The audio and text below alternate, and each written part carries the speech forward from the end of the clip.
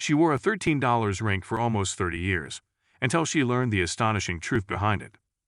This London woman, unidentified, was on a casual weekly stroll at the Middlesex Hospital flea market. She made her way past all the stalls with old and worn-out items. She only had a few bucks in her pocket and knew she wanted her purchase to be worthwhile. While admiring a necklace on one of the stands, a sparkle from her ring caught her eye as she turned to the ring. She knew what she would be purchasing. The woman wanted to get something that was thinning and luxurious. The ring definitely looked like something she would be able to offer it, but she knew she wanted it more than anything, as it meant more than just a piece of junk. As she picked up the ring, something seemed a little off. Nevertheless, she knew this was what she wanted. The ring was set on an incredibly sized mount along with the crystal. The whole piece looked like something straight out of a fairy tale. The woman was so drawn to it that she knew she wasn't leaving without it. Told her it was like an Alice man, which meant that if she worked hard enough, she'd be able to buy a real one like it. Little did she know how her world was about to change. She purchased the ring for £10.13 and faithfully wore it everywhere. Hailing from a humble family, she didn't have much but kept this ring close to her at all times. 30 years passed, and she still felt like a princess every time she wore it.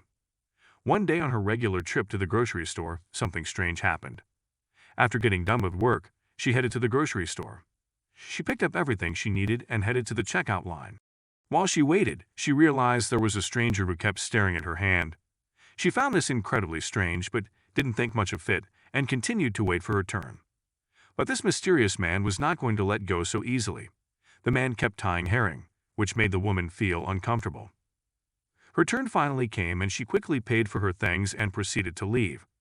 The man, however, was still fixated on her. This made her even more suspicious and she feared for the worst. She noticed this man was still following her. How would she get rid of him? The woman began to walk quickly towards her car, aware that this man was still behind her. She tried her best to loosen in the crowd, but nothing seemed to shake this man. She wondered if he wanted something from her, or if was she just paranoid. The space between them both was practically nothing now. She immediately turned around to confront him, but what he said next left her completely blindsided. The reason this man was following her was that something from her costume jewelry caught his eye. Panic began to take over her face, but the man's eyes were still stuck on her hand. He immediately asked her if he could get a closer look at her ring. The woman did not appreciate being approached so suddenly. She immediately brushed him off and hurried to her car. Wearing her enlacement had become a ritual for her. She was struggling a little financially, but she couldn't help but wonder why that strange man was so interested in herring. He seemed to think that this ring had some value. Who did this ring actually belong to? After her interaction with the man, she had decided to go to Sotheby's London. Maybe they had some answers that would help her. She wondered if it could have possibly belonged to someone famous. After all, the ring was quite old, and the silver had been tarnished. What secrets were hidden within this ring? It was going to take a few days till she finally learned the truth. Sotheby's would keep the ring for a few days to run some more tests on it. The woman couldn't take the suspense of it all, and she couldn't bear not having to hurry on for those days. Sotheby's soon confirmed the authenticity of the ring. It turned out that her ring was a giant 26-carat cushion-shaped white diamond from the 19th century. The Londoner was certain there was some mistake. How could she have unknowingly been wearing a ring of such value for so long? Sotheby's was ready to answer the woman's questions. The head of jewelry at the auction house, Jessica Wing, explained that someone in the royal family probably owned a ring of this value. Since the cut of the diamond was slightly dull and deeper than it is nowadays, it easily could fool anyone into thinking it's not a genuine stone. The old style of cutting and antique cushion shape doesn't reflect as much light as a modern cut diamond would. Back then, cutters worked to keep the weight of the stone rather than making it sleek.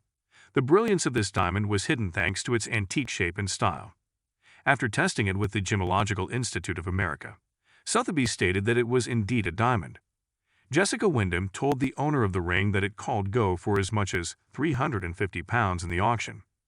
She also explained that the cut could be why it didn't sparkle, and because it was so dirty, no one could have thought it was real. The woman had come in with the thought that it could be a real diamond but didn't know its value. The ring was then given for auction and sold for a huge sum of £656,700 and $850.